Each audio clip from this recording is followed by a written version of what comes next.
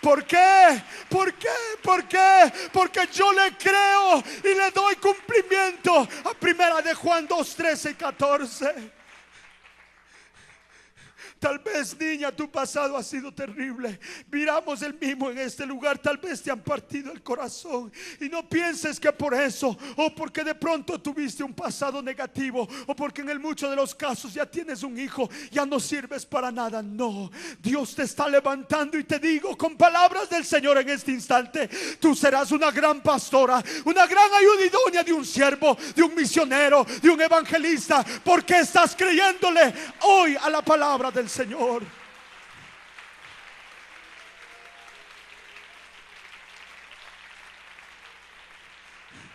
Jeremías 29 dice: mis pensamientos no son como tus pensamientos.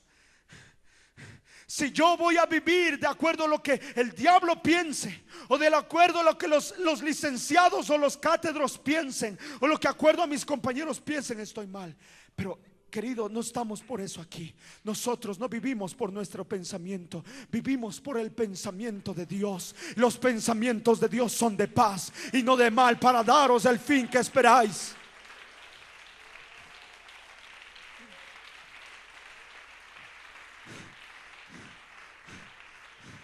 Y no pienses que Dios tiene cosas malas para ti, no. Dice la Biblia en el libro de Santiago: toda buena dádiva y todo don perfecto desciende de lo alto, del Padre de las luces, en el cual no hay mudanza ni sombra de variación. Hay muchos ministerios y tal vez tú te sientes, tal vez te quieres identificar con mi persona. No lo hagas. Tú vas a volar mucho más lejos que yo. Tú vas a volar mucho más lejos que tu pastor. Y no estoy hablando en términos tal vez de rebeldía. Aquí mis líderes, y estoy aquí frente a ellos, trato de ser el más humilde frente a ellos, servirles, porque eso es el principio de las grandezas, comenzar desde abajo. No es la rebelión, no es lo que tú piensas o lo que tú creas. Y me siento contento, lo tengo a mi superintendente aquí y le agradezco tanto, me siento tan respaldado en este lugar. Yo sé que él tiene que irse luego por su agenda personal, pero estoy tan contento. Hay que comenzar así, con humildad. Y no estoy hablando aquí de hacer como tú quieras o como te dé la gana. No, esta generación se está levantando desde abajo, con humildad, humillándose bajo la poderosa mano de Dios, dándole el debido honor y honra al Señor Jesucristo.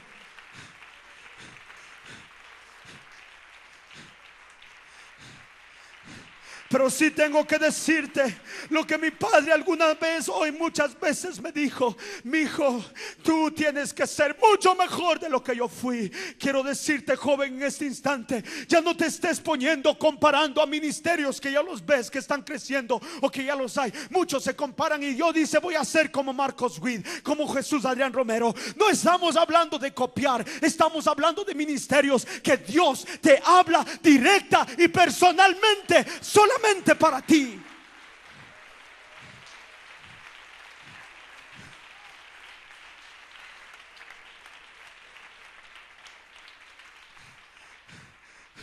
Un día, y termino con esto, un día entendí esto.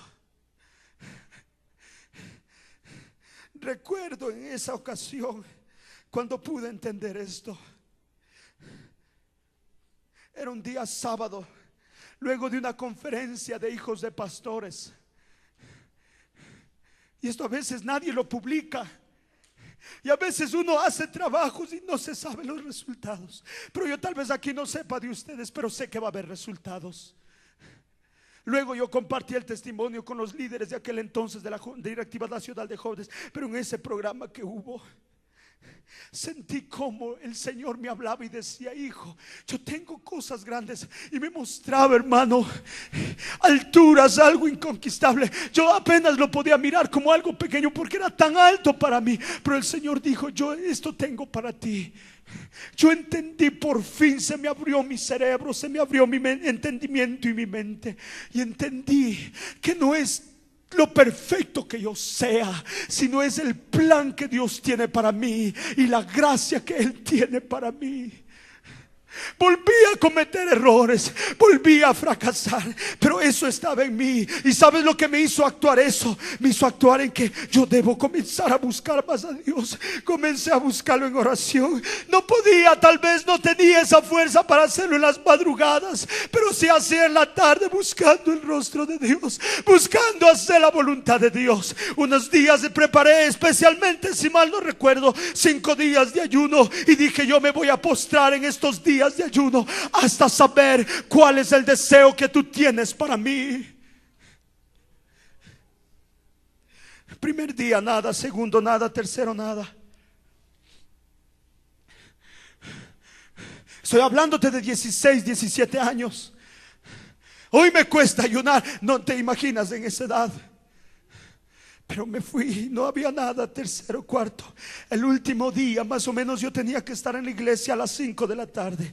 Pero el último día, en eso de las 2 y 3 de la tarde, sentí como Dios me mostraba y me decía: hijo, tengo un ministerio para ti.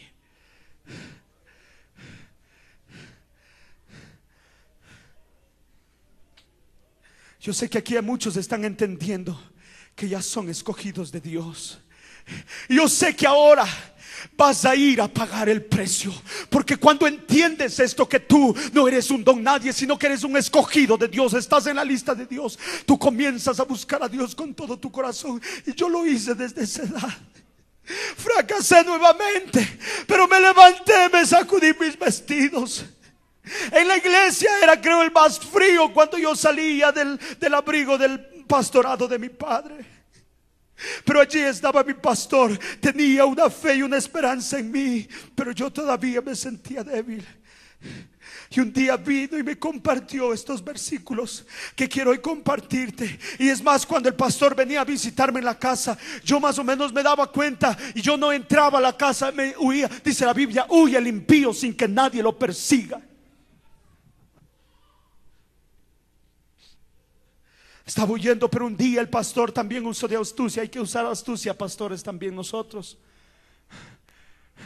Él se había escondido en la habitación de al fondo. Yo llegué como que nada pasado, y cuando ya estaba dentro, ¡boom!, salió. No pude correrme ya, pero ese era el plan de Dios.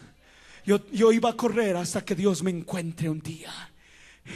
Y sabes que en ese día el pastor me habló muchas cosas, no recuerdo casi todas. El pastor Fabián Castillo, yo sé que muchos lo conocen, y aquí hay jóvenes que fueron miembros de él, y tal vez conocieron cómo era yo en ese tiempo. Pero él me dijo, entre otras cosas, me dijo, y quiero citarte: aunque fuéramos infieles,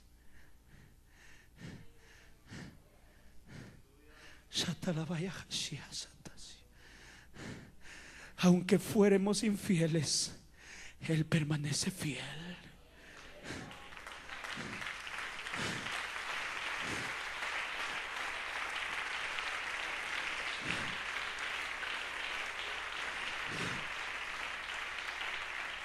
Entonces yo me di cuenta que no era demasiado tarde. Entonces me di cuenta que, o sea, que si hablamos de fidelidad de Dios, o sea, que Él todavía tiene mi ministerio, todavía tiene mis llamados, todavía tiene todo esto para mí. El Señor me dijo: sí, aunque tú seas infiel, los llamamientos, los dones de Dios son irrevocables. Desde ese día lo comencé a buscar con más pasión. Y hoy me ves en este lugar. Tal vez no soy nadie. Alguien me dijo: ¿cómo te estás haciendo si no eres nadie de la directiva? No soy nadie. Simplemente quiero dejarme llevar por la visión que Dios ha puesto en mi corazón. Y en este lugar yo sé que hay jóvenes que están entendiendo esta verdad. Yo sé que hay jóvenes que estamos comprendiendo esto ya. Ya no está tan lejos, las cosas grandes ya están al alcance de nuestras manos. Solamente hay que creer en 1 de Juan 2, 3 y 14.